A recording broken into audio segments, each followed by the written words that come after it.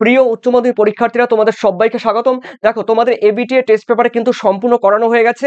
তো আজকে তোমরা যারা দেখতে পারছো, অবশ্যই তোমাদের ডাব্লিউবিএস এর টেস্ট পেপারে ইভিএস এনভায়রনমেন্টাল স্টাডিজ থেকে দেখো, এই এনভায়রনমেন্টাল স্টাডিজ থেকে, পরিবেশ বিদ্যা থেকে তোমাদের দেখো সম্পূর্ণ যে সলভগুলো রয়েছে আমি এমসিকিউ এসিকিউ উত্তর সহ তোমাদের সম্মুখে নিয়ে এসেছি।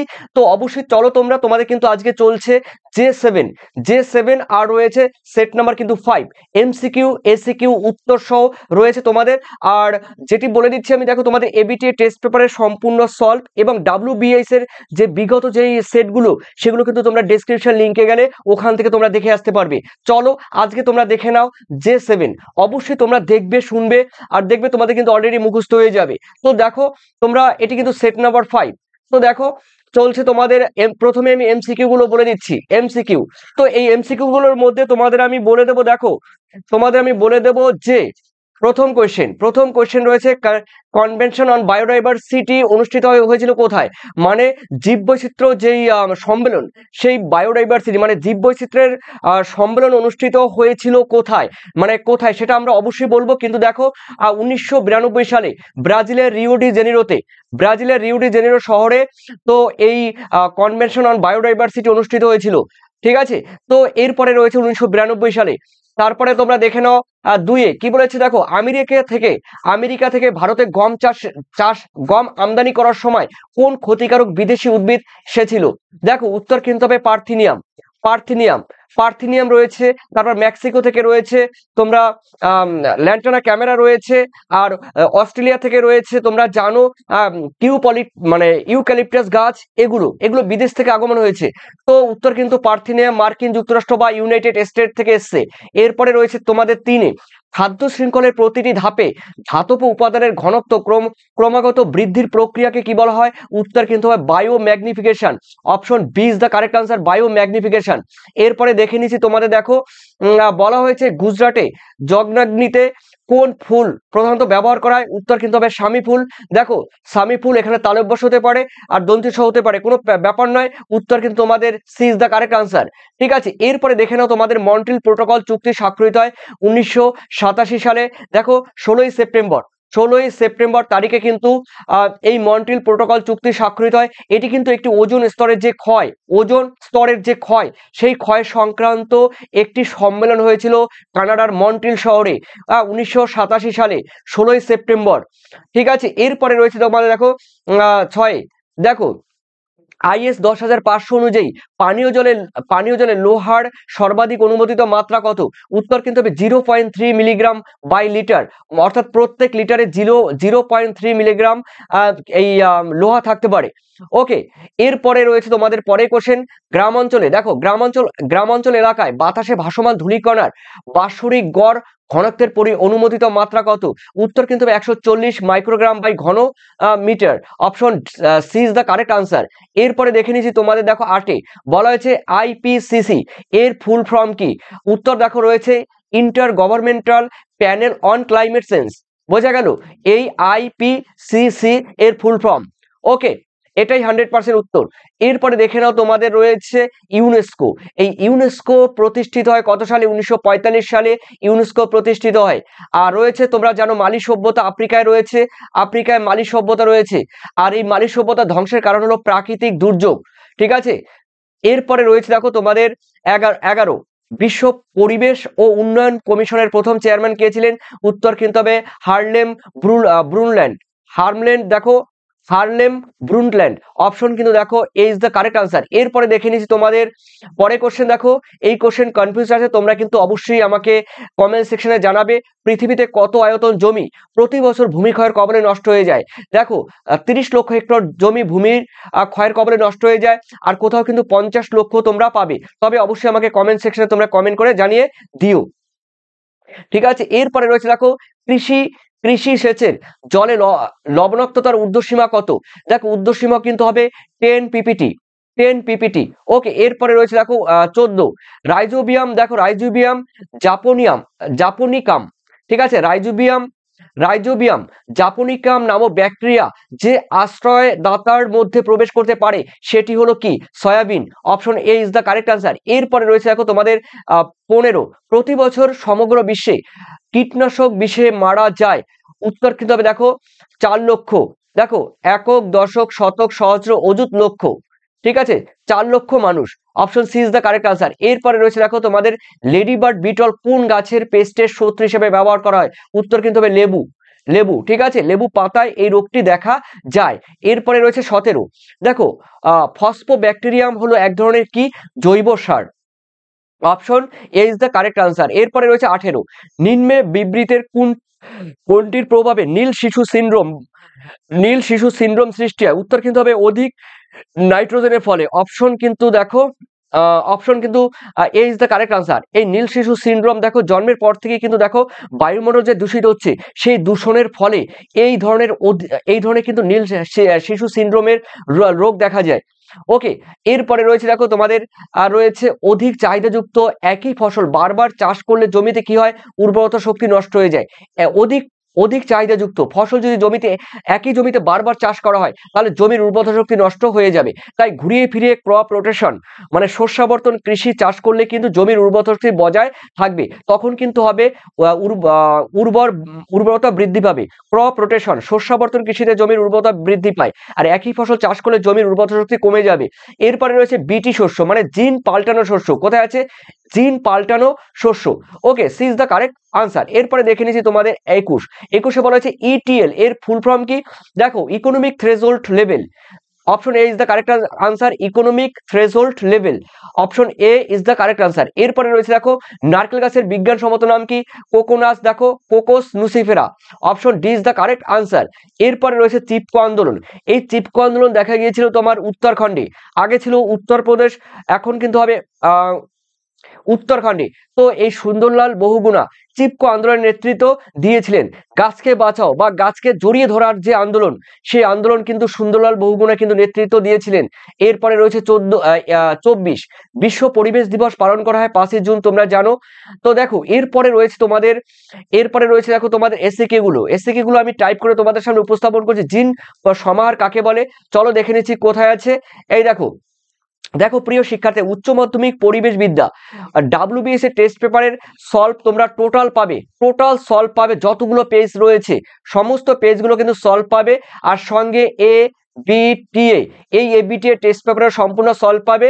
ঠিক আছে, 2025 সালের কথা চিন্তা করে MCQ SCQ সম্পূর্ণ পেয়ে যাবে ABTA এবং WBS টেস্ট পেপারের সম্পূর্ণ সলভ। আর সেই সঙ্গে আমার সাজেশন পাবে। এই সাজেশনের মধ্যে থাকছে তোমাদের MCQ থাকছে, SAQ থাকছে, ব্রড কোয়েশ্চেন থাকছে, সম্পূর্ণ উত্তর সহকারে। যারা PDF নেবে তোমরা কিন্তু ABTA আর WBS টেস্ট পেপারের সম্পূর্ণ PDF ফ্রিতে পাবে।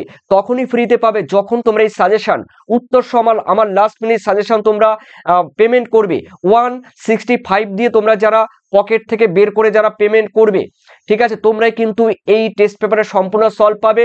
আর সেই সঙ্গে সঙ্গে last minute suggestion, MCQ SCQ, broad question উত্তর পেয়ে যাবে। সব থেকে বিশেষত্ব হলে VBI থাকবে তোমাদের থাকবে ট্রিপল স্টার বড় কোয়েশ্চেন, যেগুলো পরীক্ষা আসবেই। 2025 সালের কথা মাথায় রেখে কিন্তু এগুলো করা হয়েছে। অবশ্যই তোমরা কিন্তু যোগাযোগ করবে। আর যোগাযোগ করবে দেখো 7890404016 এই নাম্বারে হোয়াটসঅ্যাপ করবে। ঠিক আছে, তবে যারা নেবে, যারা পেমেন্ট করবে তারাই হোয়াটসঅ্যাপ করবে। ওকে, চলো দেখে নেওয়া যাক, না হলে তোমরা কিন্তু পুরোটা দেখতে থাকো। জিন সমাহার কাকে বলে? জিন দেখো কোনো বাস্তুতন্ত্রের অন্তর্গত কোনো নির্দিষ্ট প্রজাতির জিনের বৈচিত্র্যময় সমাবেশকে জিন সমাহার বলা হয়। এরপরে অথবাদে রয়েছে একটি গাছের নাম করো যা রক্তচাপ কমানোর ঔষধ হিসাবে কাজে লাগে। উত্তর হবে সর্পগন্ধা। এই সর্পগন্ধা দেখো অনেক কাজেই লাগে। এরপরে রয়েছে দেখো তোমাদের 2 ভারতবর্ষে একটি আগন্তুক বা অতিথি উদ্ভিদের নাম করো। দেখো ভারতে পাওয়া যায় এরকম আগন্তুক উদ্ভিদের প্রচুর রয়েছে। কচুরিপানা রয়েছে, পার্থিনিয়াম রয়েছে, ইউনাইটেড স্টেট থেকে এসছে, অস্ট্রেলিয়া থেকে এসছে দেখো ইউক্যালিপটাস। ইউক্যালিপটাস এই ইউক্যালিপটাস গাছও কিন্তু অস্ট্রেলিয়া থেকে এসছে। ল্যান্টানা ক্যামেরা মেক্সিকো থেকে এসছে। এগুলো বিদেশ থেকে কিন্তু এই ধরনের গাছগুলো আগমন হয়েছে। এরপরে রয়েছে দেখো তোমাদের পশ্চিমাঘাট অঞ্চলে কয়েকটি হটস্পটের উদাহরণ দাও। দেখো আমরা জানি ভারতবর্ষে 4টি হটস্পট রয়েছে। তার মানে পশ্চিমাঘাট পার্বত্য অঞ্চল রয়েছে, অন্যদিকে হিমালয় পার্বত্য অঞ্চল রয়েছে, সুন্ডারল্যান্ড রয়েছে এবং উত্তর পূর্ব ভারতের রয়েছে মিয়ানমার বর্ডার। ঠিক আছে। তো এই 4টি রয়েছে, তার মধ্যে আমি তোমাদের বলে দিচ্ছি, এখানে বলেছে পশ্চিমঘাট, অনলি মেনশন করে দিয়েছে পশ্চিমঘাট পার্বত্য অঞ্চল। তো পশ্চিমঘাট পার্বত্য অঞ্চলের জীববৈচিত্র্যের হটস্পটের মধ্যে রয়েছে কর্ণাটকের আগুম্বে একটি এলাকা রয়েছে, কেরালায় রয়েছে তোমাদের সাইলেন্ট ভ্যালি রয়েছে, যেটি পশ্চিমঘাট পার্বত্য অঞ্চলকেও সাইলেন্ট ভ্যালি বলা হয়। তবে আমি যেহেতু আলাদা বলেছে, এই যে আলাদা পশ্চিমঘাট অঞ্চলের আলাদা বলেছে, তাই আমি একটি বললাম, সাইলেন্ট ভ্যালি বললাম একটি, কর্ণাটক ও তামিলনাড়ুর নীলগিরি, ঠিক আছে, 3টি বললাম।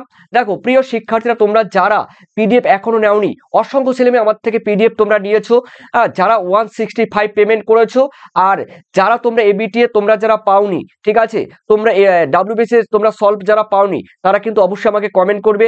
অবশ্যই তোমরা যে নিয়েছো আমার পিডিএফ পেমেন্ট করে, তোমরা কিন্তু আমাকে রেফারেন্স দেবে, অর্থাৎ যেই নাম্বারে তোমরা পেমেন্ট করেছো তার একটা স্ক্রিনশট অবশ্যই পাঠিয়ে দিও।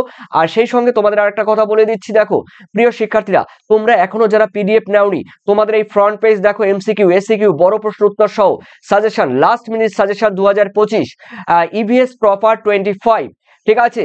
আর অবশ্যই তোমরা পাচ্ছ এখান থেকে, দেখো এমসিকিউ পাচ্ছ, দেখো এই যে দেখতেই পাচ্ছ, খুব গুরুত্বপূর্ণ কোশ্চেনগুলো প্রত্যেকটি অধ্যায় থেকে তুলে দিয়েছি। সঙ্গে তোমাদের রয়েছে ব্রড কোশ্চেন, যেগুলো রয়েছে ভিভিআই পরীক্ষায় 100-এর মধ্যে 99% তোমরা কিন্তু পরীক্ষায় পাচ্ছই, ঠিক আছে।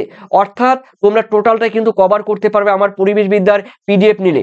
এরপরে রয়েছে দেখো তোমাদের 3, ভারতবর্ষে কীটপতঙ্গের প্রজাতির সংখ্যা কত। দেখো এই ধরনের ডেটা দেওয়া কিন্তু খুব টাফ, তার মধ্যে বলে দিচ্ছি 61,375, ঠিক আছে, 71,375টি। তো অবশ্যই এই ধরনের ডেটা, কিন্তু এগুলো ডেটা, ঠিক আছে, এই ডেটাগুলো নেওয়া হয়েছে, তবে রিসেন্ট, ঠিক আছে। তোমরা পুরনো কোনগুলো জানবে আমি জানি না, তবে আমি এগুলোকে রিসেন্ট ডেটার কথা বলছি। এরপরে 4-এ রয়েছে টিস্যু কালচার বা কোষ কলা পালন বলতে কি বোঝো। দেখো যে প্রক্রিয়ায় উদ্ভিদের বিভাজনক্ষম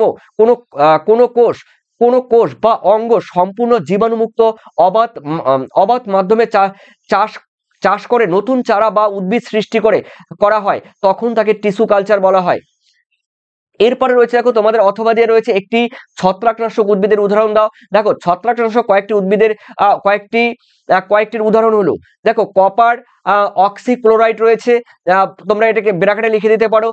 একটি উদাহরণ একটি উদ্ভিদ হরমোন নামক কিন্তু দেখো জড়িত, যেমন জেসমোনেট, এটি ব্র্যাকেটে লিখে দিতে পারো। এরপরে রয়েছে দেখো তোমাদের IR36, তোমরা জানো এক ধরনের ধান চাষ।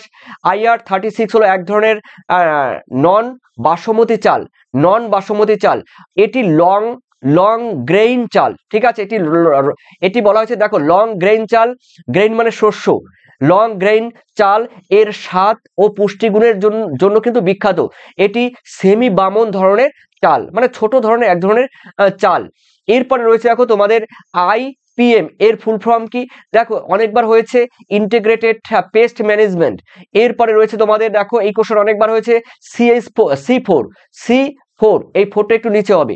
C4 উদ্ভিদের উদাহরণ কি, দেখো ভুট্টা রয়েছে, আখ, জোয়ার, বাজরা, সুইস গ্রাস, আনারস রয়েছে। তারপর নিচে দেখো তোমরা বাঁধাকপি, এগুলো কিন্তু C4 উদ্ভিদের উদাহরণ। নীল শিশু সিনড্রোম কাকে বলে, দেখো আগে এই কোশ্চেনটি কিন্তু হয়েছিল, অধিক নাইট্রোজেনের জন্য কিন্তু এই নীল শিশু সিনড্রোম দেখা যায়। দেখো ব্লু বেবি সিনড্রোম, এই ব্লু বেবি সিনড্রোম, দেখো যাকে সায়ানোসিস বলা হয়, এটি শিশুদের একটি অবস্থা যেখানে তাদের ত্বক নীল বা বেগুনি রঙের দেখায়।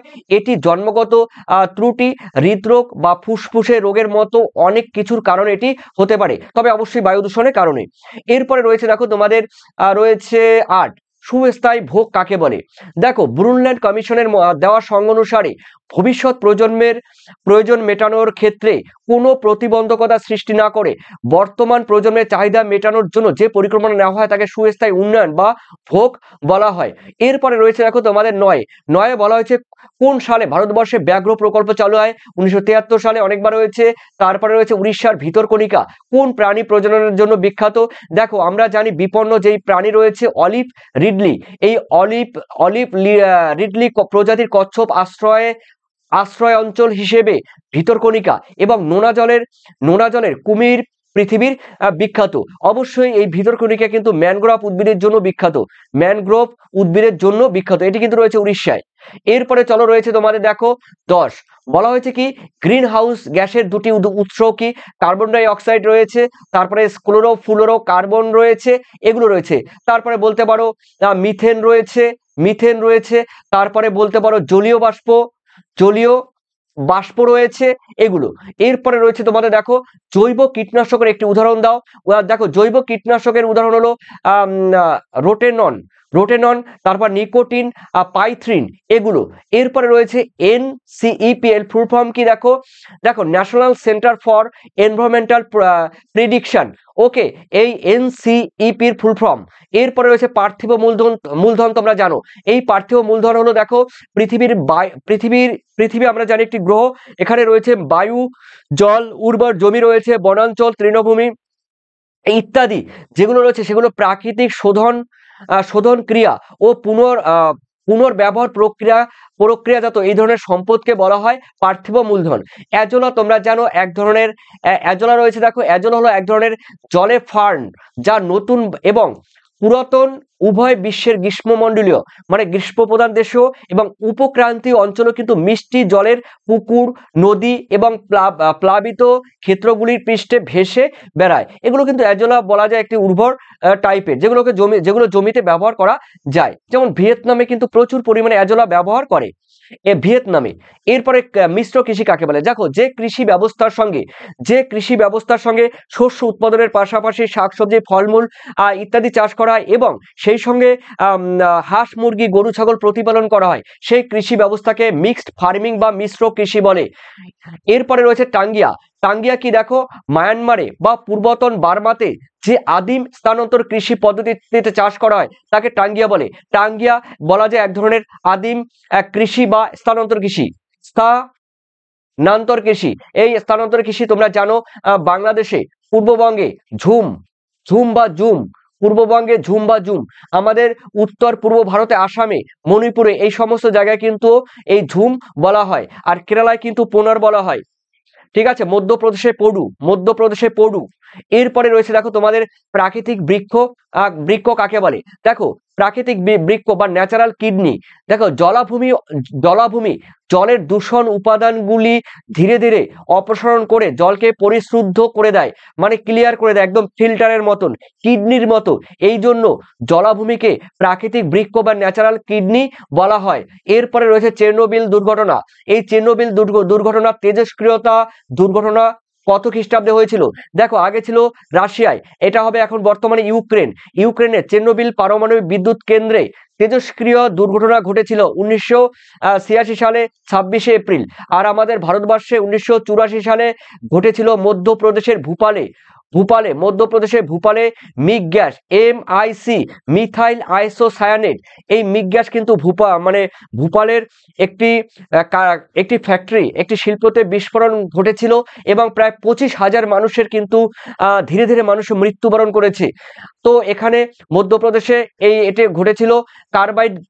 কার্বাইড একটি ফ্যাক্টরি ছিল, মিথাইল আইসোসায়ানেট, সেটি ঘটেছিল মধ্যপ্রদেশে। আর তার 2 বছর পরেই ঘটেছে চেরনোবিল, যেটি রয়েছে রাশিয়া, বর্তমানে ইউক্রেন। এই ইউক্রেনের 1986 সালে এই দুর্ঘটনা ঘটেছিল। এরপরে রয়েছে দেখো তোমাদের এন্ডেমিক প্রজাতি কাকে বলে, যে সমস্ত প্রাণী বা উদ্ভিদ একটি নির্দিষ্ট অঞ্চলে সীমাবদ্ধ থাকতে দেখা যায় তাদের এন্ডেমিক প্রজাতি বলা হয়। দেখো প্রিয় শিক্ষা, তোমাদের কিন্তু 16টি কমপ্লিট করে দিয়েছি, তবে আমার এটুকু বলতে আমি বাধ্য হচ্ছি। দেখো এইচএস পরিবেশবিদ্যা last minute suggestion 2025 ABTA WBIS test পেপারের সম্পূর্ণ সলভ পাচ্ছ। আর এই পিডিএফ তোমরা সম্পূর্ণ তোমরা মোবাইলে পেয়ে যাবে। মোবাইল থেকে তোমরা ডাউনলোড করে নিতে পারবে, কিংবা মোবাইল থেকে তোমরা জেরক্স করে নিতে পারবে, কিংবা মোবাইলেও তোমরা দেখে দেখে পড়াশোনা করতে পারবে। তো যারা এই পিডিএফ নেবে সম্পূর্ণ সাজেশন পাচ্ছ, উত্তর সহ ABTA WBIS টেস্ট পেপারের সম্পূর্ণ সলভ পাচ্ছ, সেই সঙ্গে তোমাদের লাস্ট মিনিট সাজেশনের আনসার তো থাকছেই। তবে তোমরা এই হোয়াটসঅ্যাপে 7890404016 এই হোয়াটসঅ্যাপে যোগাযোগ করবে। যারা নেবে তারাই কিন্তু 165 অবশ্যই পেমেন্ট করবে। তোমরাই কিন্তু এই টেস্ট পেপার সলভও পাবে, সাজেশনও পাবে। দেখো ফ্রন্ট পেজ তোমাদের প্রথমেই বলেছিলাম, যাদের নেওয়ার ইচ্ছে আছে, যাদের সম্পূর্ণ পরিবেশবিদ্যায় ভালো রেজাল্ট করার ইচ্ছা আছে, সম্পূর্ণ কোশ্চেন তোমরা পরীক্ষায় লিখে দিয়ে আসতে পারবে, সেই হিসেবে সেইভাবে সহজ সরলভাবে পয়েন্ট আকারে তোমাদের কিন্তু ব্রড কোশ্চেনগুলো আমি উপস্থাপন করেছি এই পিডিএফ এর মাধ্যমে। তবে তোমরা কিন্তু এবার বই পাচ্ছ না, গতবার কিন্তু আমার বই পাবলিশড হয়েছে, তোমরা কিন্তু সার্চ করে দেখতে পারো। এই এইচএস ইবিএস সাজেশন বুক 2024, ওটা 2024 গেল, আর তোমাদের জন্য নিয়ে এসছি 2025। এই 5-এ তোমরা পাবে একমাত্র এই পিডিএফ যারা নেবে তারাই কিন্তু যোগাযোগ করবে। ওকে, তো তোমরা ভালো থেকো, সুস্থ থেকো, তোমরা এই হোয়াটসঅ্যাপে যোগাযোগ করো, আর তোমাদের মূল্যবান কমেন্ট সেকশনে জানিয়ে দিও। ধন্যবাদ তোমাদের সবাইকে, থ্যাংক ইউ।